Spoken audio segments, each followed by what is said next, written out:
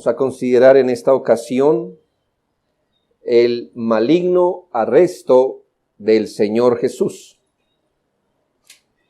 Cuando hablamos de los sufrimientos del Señor, o cuando se estudian los sufrimientos del Señor, nosotros extendemos nuestra mirada a todo aquello que en esos 33 años aparentemente, no estamos seguros, quizá fueron más, pero aproximadamente todo aquello que le trajo sufrimiento a nuestro Señor, siendo Él un alma inmaculada, viniendo aquí al mundo a hacer una obra de grandes repercusiones. Pero a veces se refiere a los sufrimientos del Señor precisamente y lo que se ha denominado la pasión. La pasión. Lo que pasa es que esta palabra pasión es una palabra que no viene de nuestro original, porque en español parece que pasión es otra cosa. Pero pasión en los idiomas latín, si no estoy mal, tiene la connotación de padecimiento, de padecer. Y entonces por eso se le llama a la época, a estos eventos, la pasión del Señor. Es decir, los sufrimientos del Señor. Y como que la atención se posa sobre aquello que ocurrió en la última semana de nuestro Señor. Y esto hace parte, es decir, sufrir en agonía en el Getsemaní, y aún esto de ser arrestado injustamente, hace parte de los sufrimientos del Salvador. La palabra del Señor no nos da estos datos como en la historia, ¿no? Recuerdo que Hebreos 12:3 dice: considerad a aquel que sufrió tal contradicción de pecadores contra sí mismo. Tenemos una exhortación bíblica, hermanos, a considerar a aquel que sufrió la hostilidad de los pecadores contra él mismo. Este arresto, hermanos, está teñido de colores muy negros, de pecado. Judas se movió con rapidez para adelantar su traición. Quizás cuando se vio descubierto por el Señor: tú eres ese hombre, lo que has de hacer, hazlo pronto. Él sale corriendo porque entregar al Señor era un asunto que requería muchos asuntos logísticos que ordenar. Posiblemente entendemos por lo que ocurrió que Judas quizá pensó que el Señor iba a escapar o a planear una defensa o que se iba a esconder. Recuerde que ese es el contexto de la Pascua, y entonces para el Señor hubiera sido fácil, ¿qué? Meterse entre el pueblo. No es que lo único que no lo hacía arrestar antes era que esta gente temía al pueblo. El Señor se hubiera metido entre el pueblo, ellos no hubieran hecho nada. Así que aprovecha Judas el tiempo en que sabe que Jesús y sus discípulos están comiendo la cena de la Pascua, y que ahí lo iba a tener un momento, un rato. Así que se va rápidamente a aprovechar todo lo que tiene que hacer. Y este arresto es todo irregular. Esta gente aprovecha la noche avanzada. Ya seguramente estamos acercándonos a la medianoche del jueves. No dejan amanecer. Hacen todo de forma ilegítima. Su arresto fue apresurado para evitar las consecuencias si empezaba a correr la voz y el pueblo se enteraba. Su arresto fue ilegítimo porque no siguió el estándar mínimo de aquella época. Juan 7:51 dice: ¿juzga acaso nuestra ley a un hombre si primero no le oye y sabe lo que ha hecho? Esto era el estándar mínimo, es decir, no pueden arrestar a un hombre sin escucharle primero. No, pero a él lo arrestaron primero. Fue un arresto injusto. ¿Por qué? Porque nuestro Señor no fue sorprendido ni en un sitio sospechoso, ni con gente sospechosa, ni haciendo algún ilícito, sino orando con un grupo de hombres adormilados. Este arresto fue supremamente exagerado. Mateo 26:47 señaló que vinieron mucha gente con espadas y palos. Si nos atenemos a la indicación de Juan que nos dice que se acercó Judas con una compañía, muchos y con ellos una compañía de soldados y sacerdotes y fariseos y escribas y el chismoso, que no falta el que se deja calentar el corazón cuando hay una turba. Usted sabe que la turba no piensa. Las turbas no piensan. ¿O le parece un derroche de cerebro las primeras líneas? No, ¿verdad? Materia gris que la botan. Bueno, no es nuestro tema. El punto es este. La turba está ahí. Muchos piensan que entre 50 a 200 personas van a arrestar a nuestro Señor. Les recuerdo que 50 era el número pequeño de una compañía. Y junto con los demás, ¿no es esto exagerado? Ellas vinieron con fuerza y violencia para buscar un león furioso y un motín, y encontraron una oveja que no se defendió. Abordemos este relato desde tres perspectivas. Le quiero pintar lo que mejor pueda el cuadro que ocurrió desde las tres perspectivas, focos que nos alumbran. Uno, el papel de Judas. Luego el papel de los discípulos o cómo actuaron los discípulos. Y por último, lo más importante, cómo nuestro Señor enfrentó este episodio, este arresto. Y vamos a derivar de allí unas lecciones. Y lo primero entonces será el papel de Judas. Hablamos del hombre, y no se confunda, hermanos, en la Biblia antes de Apocalipsis hay un Judas. Este no es el Judas que entregó a nuestro Señor. Dice la Biblia que los santos hombres de Dios hablaron siendo inspirados. Entonces en la Biblia no metió la mano a alguien que no fuera catalogado como un santo hombre de Dios. Hablamos de un hombre que la Biblia le recordará como el traidor, según Lucas 6:16, como el hijo de perdición, según Juan 17:12, del que se dice que bueno le fuera no haber nacido, Mateo 26:24. Notemos que cuando el Señor pasa el torrente de Cedrón, el torrente existe hoy. Ese torrente en gran parte del año se seca. Es como, no sé si usted se ha puesto a pensar por qué aquí tenemos en Bogotá caños. Se supone que hay temporadas del año donde por ahí, haga de cuenta que no está esa estructura bonita de un caño, sino que el agua venía y reclamaba un surco. Bueno, es un torrente, un surco por donde va el agua, y ya había hecho surco, pero en partes del año se retraía, pero en esa parte del año estaba regado de agua, como un pequeñito caño, y allí el Señor pasa.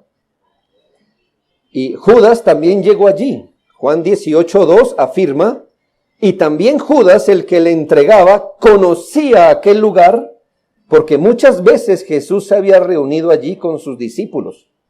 Allí, hermanos, apareció el traidor con una compañía de soldados y alguaciles de los principales sacerdotes y de los fariseos para entregarles a Jesús. Lejos de los procedimientos romanos y judíos, porque ningún individuo debería ser llevado o juzgado por un solo testigo, al menos por 2 o 3 testigos, pero no, con el testimonio de un solo hombre iba a ser arrestado el Señor. El Salmo 41, 7 al 9, dice, reunidos, murmuran contra mí todos los que me aborrecen, contra mí piensan mal, diciendo de mí cosa pestilencial se ha apoderado de él, y el que cayó en cama no volverá a levantarse, aún el hombre de mi paz en quien yo confiaba, el que de mi pan comía, alzó contra mí el calcañar. Este salmo profético habla precisamente de este traidor, al que se le ofreció el pan en la compañía, en la comunión, que alzó el calcañar Este movimiento es lo que usted hace cuando mata una cucaracha con el pie, ¿ya? Es alzar el calcañar y pisar a alguien.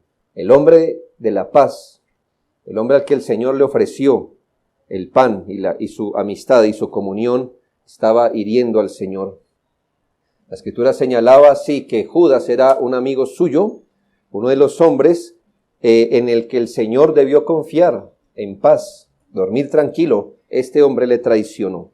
Varios asuntos importantes nos señalan su gran maldad. Por ejemplo, su liderazgo en la traición. Aunque todos los evangelios dicen, se acercó Judas con tales y tales personas, nombrándole primero, es Lucas 22:47, donde nos dicen, Judas, uno de los 12, iba al frente de ellos y se acercó hasta Jesús para besarle. Mire cómo se volvió un gran líder ahora. Este hombre tomó la iniciativa, tomó la delantera y el liderazgo para entregar a Jesús. Iba delante de ellos y así tomó la delantera para menospreciar al Señor. Esto debió agravar su pecado, pues la traición se agrava en la medida en que quien traiciona es más cercano y de más confianza.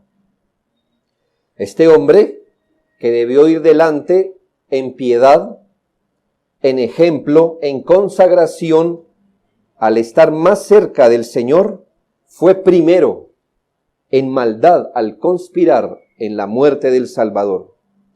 Y es que volvemos a reafirmar un gran principio, y es que a mayor luz, a mayores bendiciones, a mayores tratos de Dios, si un individuo le da campo al pecado, su caída será más profunda y con más dureza. Pero medite además su malignidad en la traición. Este hombre es uno de los peores ejemplos de ingratitud. Es de esas pinturas nítidas de lo que es pagar mal por bien y darle un horrible pago a la persona que sin duda mejor le había tratado. Hubo gran malignidad en su pecado, por ejemplo, al considerar que este hombre se apoyó en los privilegios y la confianza que se le dio para traicionar al Señor. ¿Cómo lo sabemos? Mire, develó los lugares más concurridos y de más confianza, y cuando el Señor estaba más desprotegido en un sentido. Abusó de la confianza de sus compañeros. Se acercó como un hipócrita, como si estuviera regresando de una diligencia y saludó al Señor para que no quedara dudas de a quién era que estaba entregando y le dice, salve maestro. La palabra salve, jairos, es una fórmula de salutación que significa salud maestro o saludos. Un saludo de mucha, mucha confianza. Considere además los trabajos penosos que en su astucia debió hacer Judas para convencer a los líderes judíos, para inventarse un cargo, para poderlo arrestar. ¿Qué se habrá inventado este traidor? O sea, ¿cómo convence a un grupo de soldados romanos para que una compañía vaya y lo arreste? ¿Cómo convence a los líderes judíos para que todos fueran armados a un grupo de hombres pacíficos y desarmados? Él conocía que estos hombres no eran guerreros y sabía que ellos no estaban sospechando de su traición y fue adelante. Esto es un traicionero. Note estos trabajos de iniciativa, organización, planeación, método que tuvo que ejecutar Judas para traicionar al Señor. Iniciativa, organización, planeación y método que jamás mostró como un discípulo.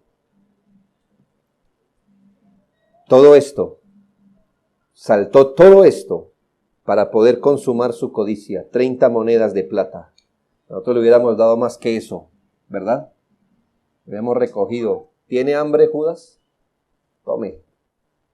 Le damos 31 porque es la gente que se arrastra por una moneda.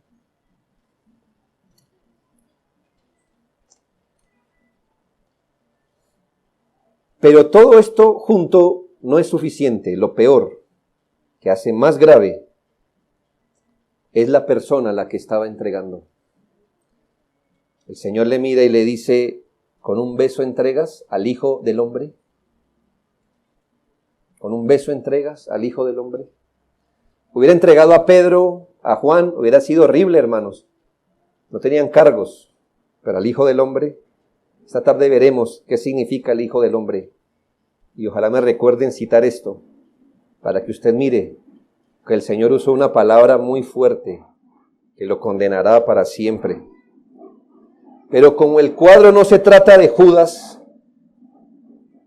yo quiero que mire usted aquí, abra un momento aquí la panorámica, note la paciencia del Señor para no fulminar a ese traidor ahí mismo, hermanos.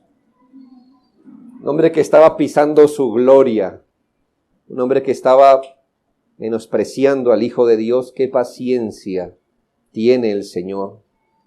Considere su inmensa humildad, prestando su mejilla para que el traicionero le besara. Como si él no supiera que este hombre había gestado un complot y con ese beso lo estaba entregando, su humildad al extender su mejilla para que él le besara. Note su generosidad, aún con los peores enemigos. Cuando en Mateo 26:50 le pregunta a Judas, amigo, ¿a qué vienes? Qué generosidad, ¿no cree?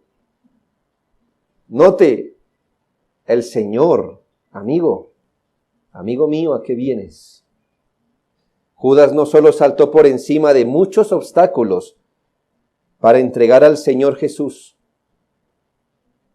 Eso ya es mucho, pero saltó por encima de unas manos bondadosas, que la última palabra que le dirigió fue esta, amigo, ¿a qué vienes? Judas está en el lugar de perdición donde debe estar, donde merece estar. Pudiendo decir y hacer muchas cosas, nuestro Señor expresó de manera perfecta lo que dice Isaías 53:7.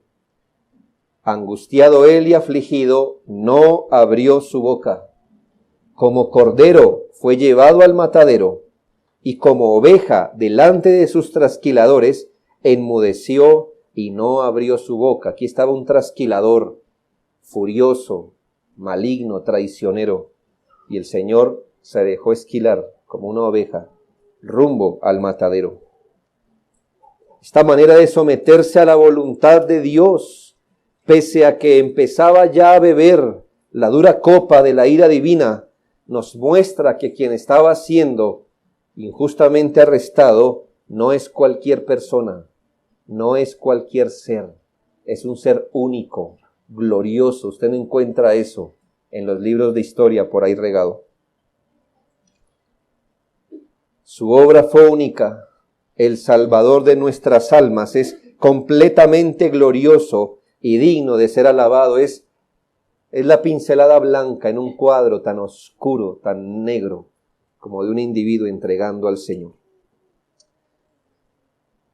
Ahora quiero que mire otra perspectiva, y es la actuación de los discípulos. Este es Judas. ¿Qué esperamos del traidor, verdad? Sino que todo se pinte de cuadros horribles de pecado. Estos hombres habían sido fortalecidos en una cena hace algunas horas. Habían cenado la Pascua, pero ahí el Señor establece los lineamientos de la cena del nuevo pacto.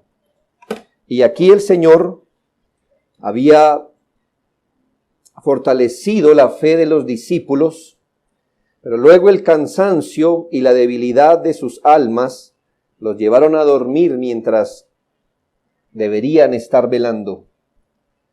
De esta manera, cuando llegó la prueba, vemos a estos discípulos actuar de forma errática.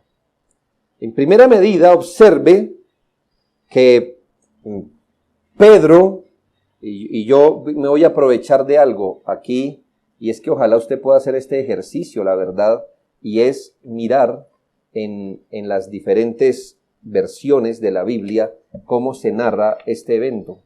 Son 4 eventos, cada uno nos ofrece una visión particular. Pedro, en primera medida, consulta al Señor para cerciorarse si eso de llevar la espada era para esas ocasiones. Le dice, aquí es la espada, y no espera respuesta del Señor, sino que saca su pequeña espada y se fue a defender a su maestro de manera carnal, y envió un golpe a la cabeza del siervo del sumo sacerdote. Lo que pasa es que él lo esquiva y le corta solo la oreja. Pero hermanos, Pedro tiró a matar, defendiendo carnalmente al Señor. Este sin duda fue una respuesta errática, apresurada, fuera del lugar, carnal. El Señor les había predicho esta hora, les había dicho, me es necesario pasar así y así, y me pasará esto, esto y esto, le era necesario. Pero como ellos no escuchaban, al llegar el momento, en ese descuido espiritual, Pedro se creyó valiente, suficiente y actúa en su carne.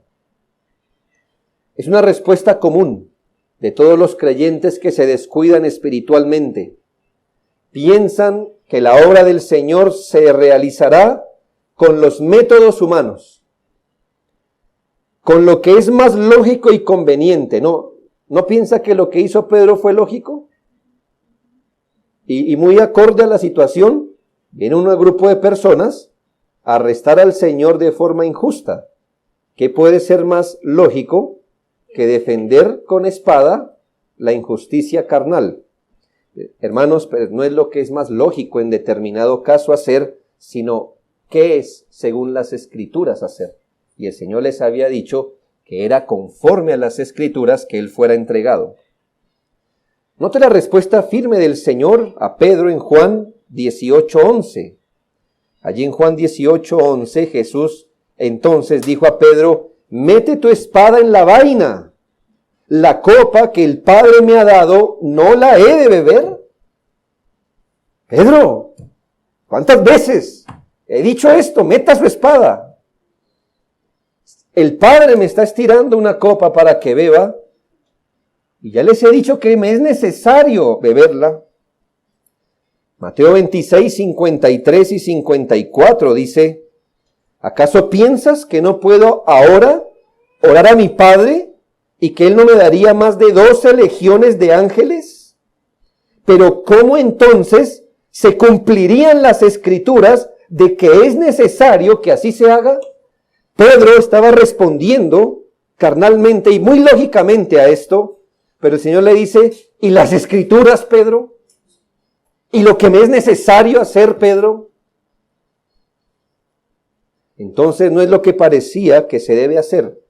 Como siempre, hermanos, no es lo que usted piensa que es lógico hacer, o lo que va de acuerdo a la situación, sino que era de acuerdo a lo que Dios había determinado que sucediera.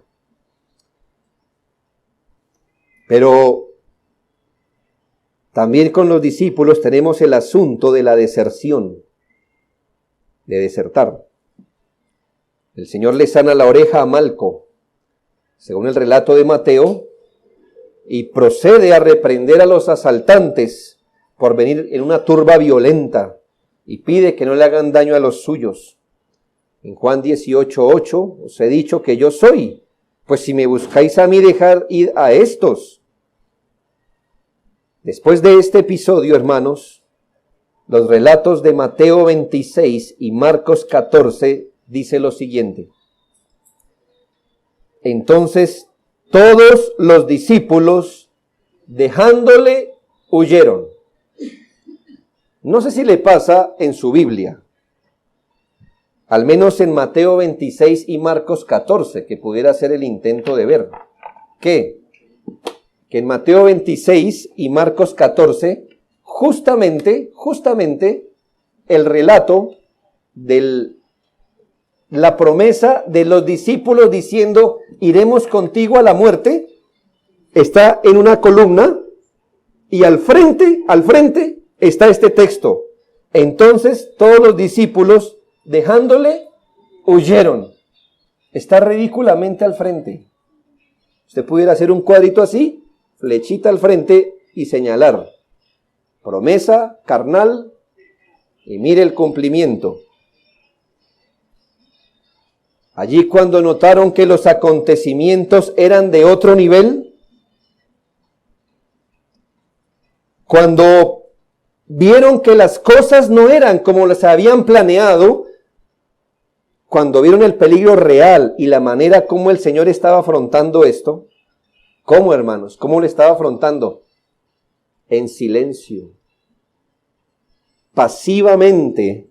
Cuando se dieron cuenta que esa gente iba en serio y que el Señor parece no decir, vamos, nada de estas cosas, cuando se dieron cuenta que no eran tres que lo venían a buscar, ni era hacerle preguntas capciosas, cuando se dieron cuenta la magnitud, se fugaron, esa es la palabra original, desertaron, huyeron. Bien podemos imaginarnos el gran dolor del Señor de ver a sus queridos discípulos y amigos huyendo, cuando pudieran haberle prestado algún servicio, cuando fue abusado quizás para protegerlo, cuando lo acusaron para testificar contra él. ¿Por qué no salió ninguno al frente a decir cuáles son los cargos? ¿Qué ha hecho él? ¿Cuál es su pecado? Todos se fueron. Zacarías 13:7 profetizó, levántate, oh espada, contra el pastor y contra el hombre compañero mío, dice Jehová de los ejércitos, hiere al pastor y serán dispersadas las ovejas. De esta manera vemos cómo Satanás zarandeó a este grupo de hombres. Esto era solo el principio de una gran prueba en la que entraron. El diablo los amedrentó, los intimidó, les nubló la razón y la fe y huyeron despavoridos. Marcos 14, 51 y 52 nos da un dato interesante. Dice, pero cierto joven le seguía cubierto el cuerpo con una sábana y le prendieron, mas él dejando la sábana huyó desnudo. Quizás un curioso que empezó a escuchar la algarabía, quizá el dueño del huerto donde fue arrestado el Señor, vio que algo pasaba en sus terrenos, salió rápidamente y por poco es arrestado. ¿Por qué un dato como este estaría puesto por Marcos, inspirado por el Espíritu? Bueno, yo tampoco supe qué decir, pero por eso hay hombres de Dios que han estudiado, ¿verdad? John Gill dice, el propósito de Marcos al relatar este incidente es mostrar la rabia y la furia de estos hombres. Ellos estaban dispuestos a no perdonar a ninguno que pareciera ser seguidor de Cristo.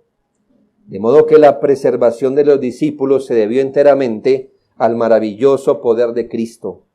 En este hombre vemos que esta gente no estaba jugando y que iba detrás de Jesús y de todo el que se identificara con Jesús.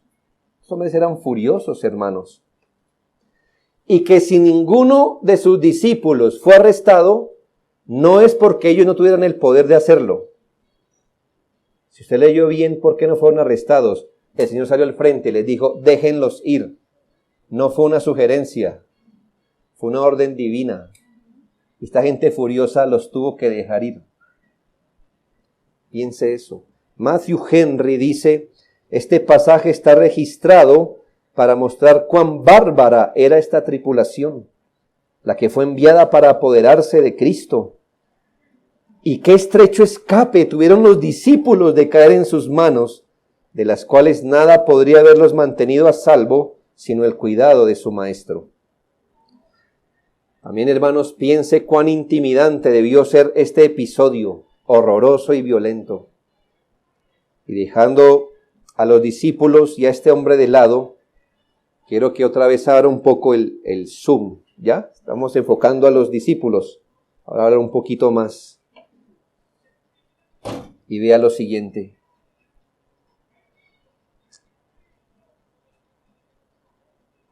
En medio de esta estampida de toros furiosos y de perros rabiosos, va nuestro Señor con valentía, hermanos.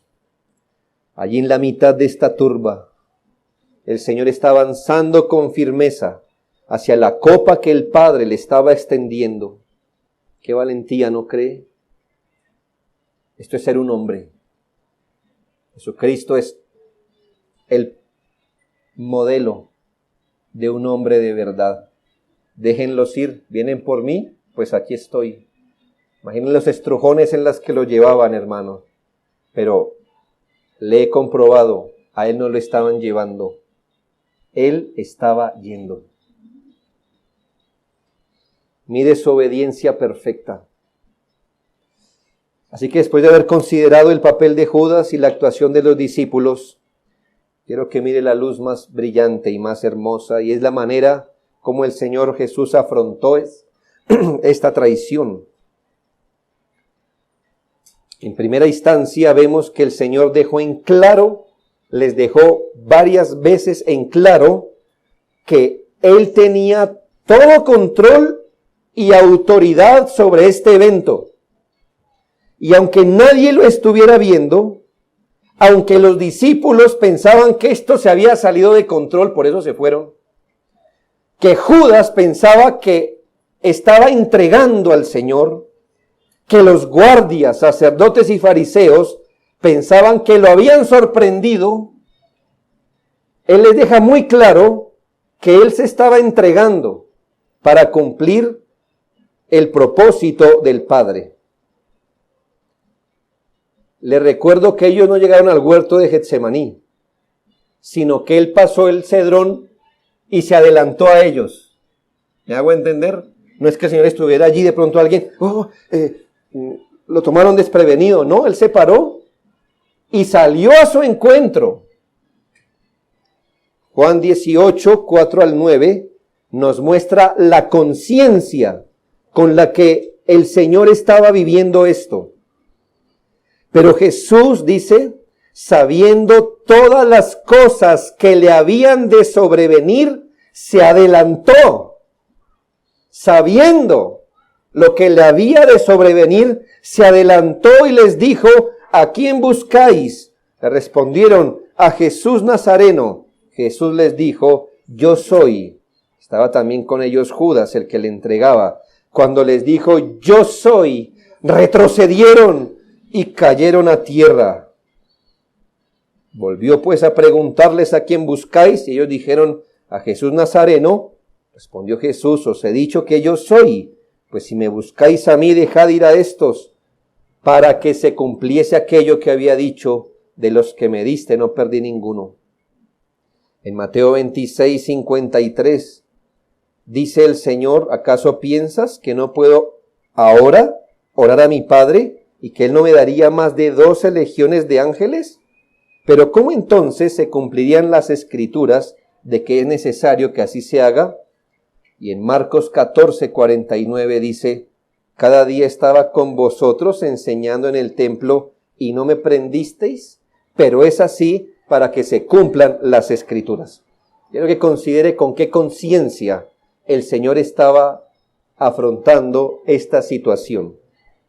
El Señor deja muy en claro que estaba afrontando esto con la conciencia de estar cumpliendo las Escrituras, con la conciencia de estar presentando obediencia al Señor.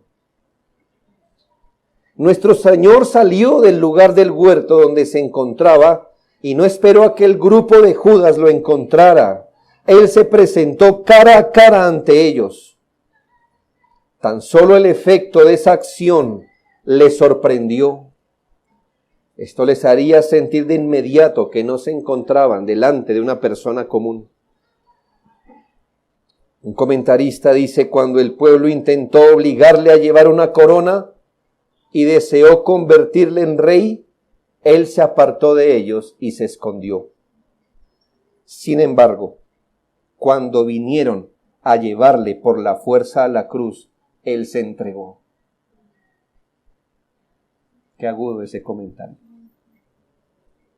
Cuando intentaron hacerle rey, se fue y se escondió. Cuando fue de la cruz, él dio un paso al frente y dijo, aquí estoy. Vino a este mundo a sufrir y se fue al otro a reinar. Recuerde que el primer Adán se escondió en el huerto. El segundo Adán salió al encuentro de sus enemigos, porque el primero se sentía culpable, el segundo era inocente, pero obediente. Medite también, hermano, no solo la conciencia con la que el Señor estaba haciendo esto, sino la manera como trató a Judas.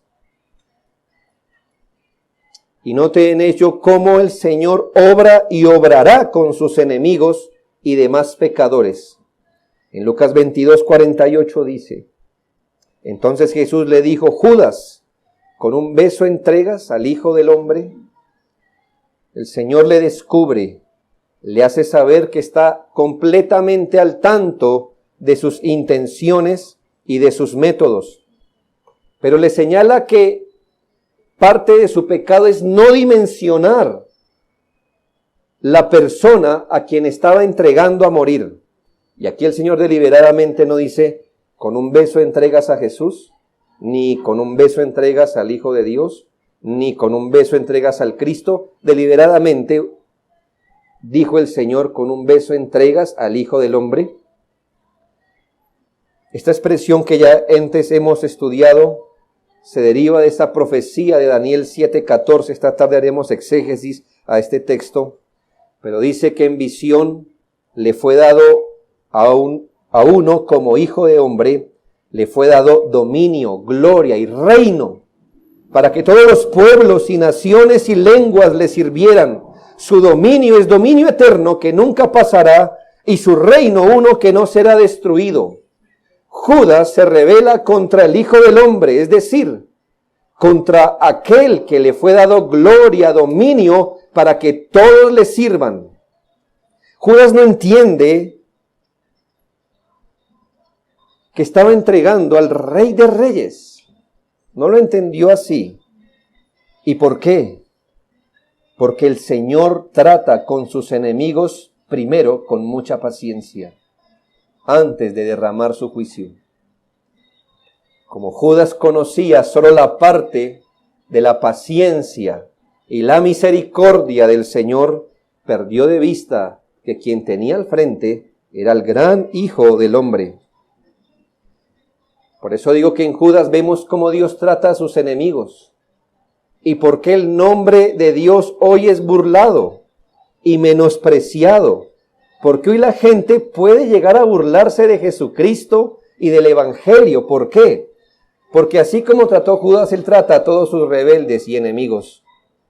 Siendo quien es, primero los trata con mucha paciencia. Y eso hace pensar a sus enemigos que es que él es débil. Que es débil. Cuando venga la consumación del reino de Dios, aquel que fue juzgado por Judas, vendrá a juzgar a Judas. Y todo cambiará. Todo ser humano debería temblar ante la sentencia de Juan 5, 25 al 27. De cierto os digo, viene la hora y ahora es, cuando los muertos oirán la voz del Hijo de Dios, y los que la oyeren vivirán. Porque como el Padre tiene vida en sí mismo, así también ha dado al Hijo tener vida en sí mismo, y también, escuche, le dio autoridad para hacer juicio por cuanto es el Hijo del Hombre. Le dio autoridad para hacer juicio por cuanto es el Hijo del Hombre. Ese Hijo del Hombre que se dejó besar la mejilla para ser entregado, vendrá en juicio. Si todo hombre debería temblar al leer esto, cuánto más el hijo de perdición que lo entregó. Considere también cuando detuvo la espada y sanó a Malco, nos enseñó la manera cómo avanza el reino de Dios y su causa y cómo no avanza. ¿Qué vemos en la manera como sanó a Malco? Mateo 26, 52. Entonces Jesús le dijo a Pedro, vuelve tu espada a su lugar, porque todos los que tomen espada, a espada perecerán. Miren, hermanos, con esta actuación, el Señor está dejando muy en claro cómo avanza el reino de Dios y su causa y cómo no avanza. Pedro ejemplifica a esa persona que piensa que el Señor, su causa, sus principios, corren como corren las demás causas en esta vida. Miren, los días de elección son maravillosos ejemplos de cómo el mundo piensa que las causas deben avanzar. Aquí en la tierra, si usted quiere echar a rodar una causa, ¿qué medios, qué métodos emplea? Pues deje echar su imaginación. Cualquier cosa que pueda producir el hombre en su ingenio, ya sea por las buenas, por la manipulación o por las malas, pero cuando el hombre quiere echar a rodar una idea, una causa, una filosofía, la echa a rodar. Pedro es el hombre que en su ceguera nos muestra que entiende que él debe estar a la altura carnal y material de lo que está pasando, porque así avanza el reino de Dios. Entonces, si me vienen con espada, pues espada saco. Y si nos están intimidando como hombres, pues nos tocará responder de esa forma. Pedro olvida que el reino de Dios no consiste en estas cosas. Y Pedro nos enseña que olvidó que nuestra lucha no es contra carne y sangre. Y Pedro olvidó que las armas de nuestra milicia no son carnales. Las persecuciones a Jesús, a sus enseñanzas, al avance del reino, la protección de la iglesia, el cumplimiento de las labores de la iglesia y tantas cosas jamás se llevarán a cabo con armas de invención humana. Sabemos que los gobiernos y algunos medios son usados por Dios para muchos propósitos y sin embargo debemos cuidarnos de llevar a cabo la inmensa tarea del evangelio, del avance del reino, de la palabra, a través de instrumentos carnales. Por allá hay cristianos entusiastas, unos más que otros, que piensan, por ejemplo, que el evangelio correría mejor y Cristo sería más honrado si los presidentes fueran cristianos. Y como saben los políticos, que hay cada ingenuo en cada iglesia, ¿verdad? Entonces les harán el lenguaje que ellos desean, ¿verdad? Por ahí está el hombre más ateo de Colombia diciendo, pero yo creo en Dios. ¿Quién dijo que no? ¿Verdad? Y yo no, y el aborto yo lo aborrezco. Porque sabe que hay cada paisano en la iglesia, ¿verdad? El ingenuo, ¿verdad? El que ha dejado de leer su Biblia, el que ha dejado de dimensionar el reino de Dios y piensa que como iglesia tendremos más libertad si tal o cual está en el poder y que seríamos mejores si todos los presidentes fueran cristianos. Vamos a suponer que de aquí en adelante, en toda la historia de Colombia hasta la segunda venida, tenemos un presidente cristiano cada 4 años. Todavía tendría un problema. ¿Y qué hace con los 48 millones de habitantes que no lo son?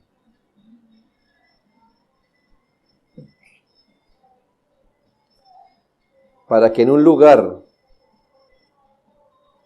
todo se viva de acuerdo a la palabra de Dios, todos tendrían que ser nacidos de nuevo, y eso sí existe en el cielo. Muy bien. Lo que le quiero decir es que muchas personas entusiastas piensan que el reino de Dios avanza si se eliminan las leyes inmorales, en cambio se ponen unas reglas morales, si se eliminan las opresiones sociales y civiles. Hasta hay otros más entusiastas que piensan que el reino de Dios se defiende con las armas, con las marchas, con la presión civil, cuán tentador eso pueda llegar a ser. ¿Por qué? Porque parece que funciona más y es más visible. Que si se eliminan estos estorbos por medio de leyes y presión, entonces el carácter de Cristo se verá mejor en la sociedad y la gente estará más dispuesta a Dios. ¿Sabe qué le diríamos a ellos? Mete tu espada, Pedro.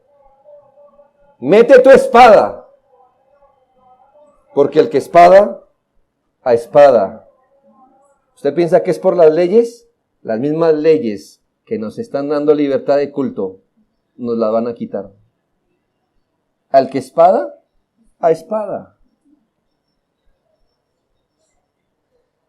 Si había una oportunidad para que Jesús enseñara cómo avanza el reino, era esta. Cuando vio a su discípulo desenvainar la espada, era el momento preciso para decirle, sí, Pedro, así es. Es más, reúna a estos y con ellos llegue a la presidencia de Roma, hágame el favor. Y ponga la atención a las leyes, Pedro, a las leyes del mundo. Será un momento de decir cómo se pelean las batallas evangélicas, era este. Cuando el Hijo de Dios estaba siendo tratado con injusticia por las estructuras religiosas, civiles y políticas, aquí era el momento de decir, mire, así se pelea esta lucha. Y de hecho lo dijo, basta ya, devuelva su espada a la vaina, y tomó la oreja de este individuo y la sanó. ¿Más claro puede hablar nuestro Señor? El Señor nos estaba enseñando que aunque andamos en la carne, no militamos según la carne, porque las armas de nuestra milicia no son carnales, sino poderosas en Dios para la destrucción de fortalezas, derribando argumentos y toda altivez que se levanta contra el conocimiento de Dios y llevando cautivo todo pensamiento a la obediencia a Cristo. El Señor le enseñó que es por la palabra, es por su espíritu, que el valor a promover es su sacrificio en sustitución conforme a la Escritura.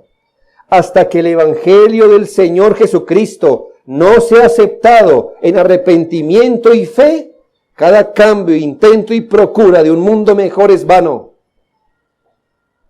Además que en esto el Señor nos mostró que en lugar de pensar en un mundo mejor, deberíamos procurar que las Escrituras sean cumplidas. Finalmente el Señor se voltea a quienes lo van a arrestar.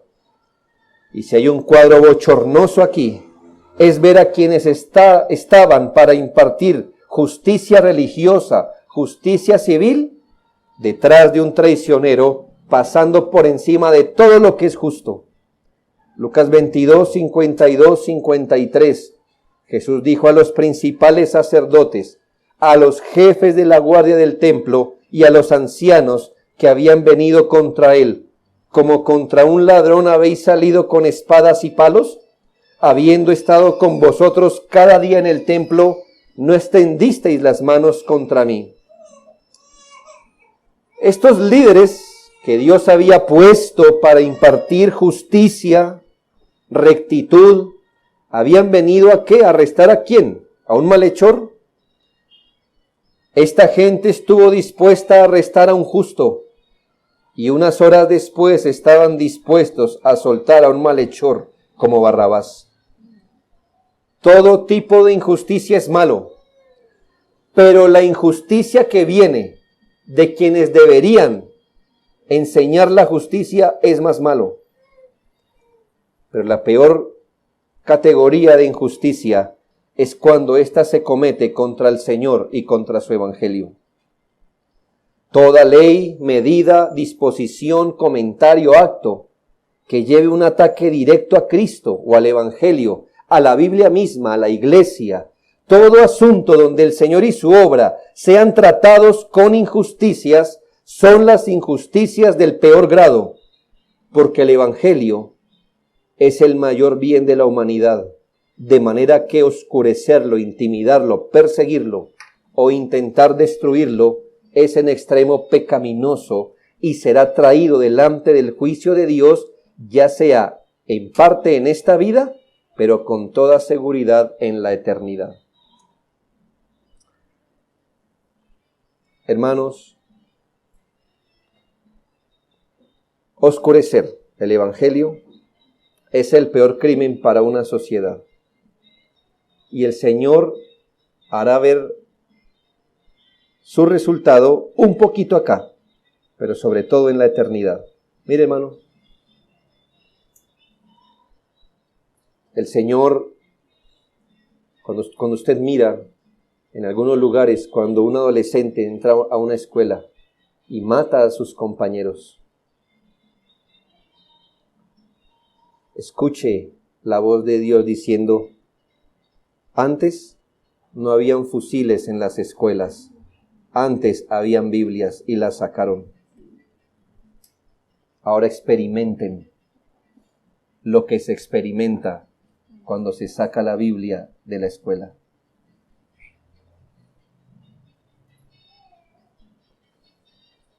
Cuando se tiene un presidente como el vecino, que pone a aguantar a la gente hambre, y entonces, ¿qué es esto? Cuando en una sociedad se oscurece el evangelio, el Señor le hace sentir a esa sociedad justamente el juicio a su extravío. Usted dirá, esos Estados Unidos y Venezuela, hace 60 años no ha habido una semana en Colombia donde no haya una masacre. Una masacre. Lo que pasa es que muchos de nosotros ya nacimos ahí y ya eso hace parte del folclore nacional. Pero aquí se mata gente porque sí, porque no, porque parece o porque no parece. Aquí se mata a la gente por un celular, porque no quieren tener en cuenta a Dios, porque oscurecer el evangelio es el peor crimen. Entonces vivan en una sociedad que desecha el evangelio. ¿Sabe usted? Todavía en Occidente no hay ningún país que haya despenalizado el aborto y sea libre hasta un día antes de nacer, pero Colombia está abanderando esa causa para el mundo hoy. Y estamos a un inmoral, a la firma de un inmoral para que esto sea, es decir, y sacamos pecho, Colombia está llevando la bandera. Porque aún en las iglesias que deberían hoy día estar predicando el evangelio, se ha oscurecido de forma terrible. Las injusticias contra el evangelio se pagan caro. Y aquí tenemos más iglesias que cristianos, sépalo. Y el Señor nos va a hacer beber, como sociedad digo, lo que es tener una sociedad que ha olvidado el evangelio. Quiero terminar con esto. Yo empecé citando un texto, Hebreos 12:3. Esto no son datos históricos, me hago entender. El arresto de Jesús. Sí, Jesús fue arrestado. Hermano, dice la Biblia, considerad aquel que sufrió tal contradicción de pecadores contra sí mismo. ¿Para qué? Para que vuestro ánimo no se canse hasta desmayar. Qué bonita aplicación de este texto. El apóstol nos exhorta que si algún efecto debe tener, pensar en esa contradicción que Jesucristo experimentó, es que nuestro ánimo no desmaye. Que al pensar que quien fue a la cruz lo hizo entregándose voluntaria y valerosamente, que nos animemos porque esto lo hizo para nuestra salvación. El creyente debe saber que su Salvador no retrocedió, aunque supo que en cuanto al nivel de las causas segundas, como lo dijo en Lucas 22:53, mas esta es vuestra hora y de la potestad de las tinieblas. Aunque se sometió voluntariamente en cuanto a la causa primera a la mano de Dios, y en cuanto a las causas segundas a la mano del diablo y los hombres impíos, puede socorrer a los pecadores que confían en él.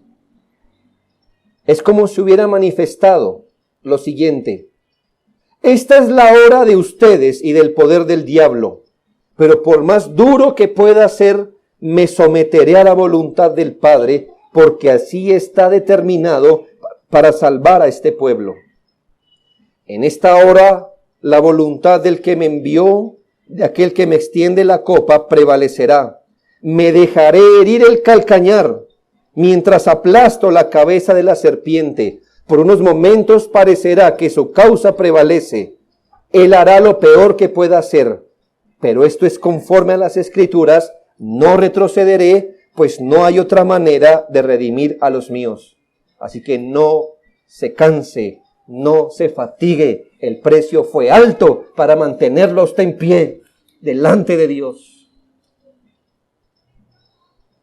Es decir, hermanos, si tuviéramos que recordar esto: estoy desanimado en la fe, pero me recuerdo a Jesús quien pidió clemencia: no me maten, y salió corriendo, y por allí 3 soldados lo atraparon, y él jaló para un lado mientras otros jalaban para el otro, y lloró todo el tiempo diciendo: no quiero morir, ay, ¿quién me mandó a venir? Y eso les digo para que su ánimo no se canse como cristianos. ¿Ya entiende el punto, hermano? Pues usted dirá: pues bueno, al menos fue a la cruz y me salvó, gloria a Dios, y me anima eso. Hermano, así no se narró la historia. Aquí está el Señor mirando lo que nadie más veía: una copa que se le extendía, las Escrituras como un camino, diciendo: yo puedo salirme de esto cuando yo quiera. Puedo fulminarlos a ellos como yo quisiera, o si quisiera más bien. Pero me mantiene aquí que el Padre me envió, mantiene aquí que es la única forma de rescatar a este pueblo. Por eso Hebreos dice: considerad aquel que sufrió tal contradicción de pecadores contra sí mismo, para que vuestro ánimo no se canse hasta desmayar. Dejemos que esto nos calme cuando los enemigos de la iglesia parezcan prevalecer. ¿Por qué? Porque usted y yo ya sabemos cómo viene la cosa. Por un momento parece que ganan, pero no ganarán. Que la hora de las tinieblas es solo un poco, pero la vindicación viene pronto. Un día, hermanos, todas las tinieblas darán paso a la luz, y el Señor aparecerá en las nubes y saldrá delante de su pueblo diciendo: yo soy. Con su luz arrinconará todas las sombras al infierno. Su pueblo fue uno con él en su muerte, y mañana seremos uno con él en su segunda venida gloriosa. Nuestra salvación es tan segura en sus poderosas manos, porque para dar salvación no retrocedió, no titubeó, no se mostró medroso, y si esto hizo en su máxima debilidad, ¿qué no hará cuando regrese en profunda gloria? Que el Señor nos bendiga. Oremos.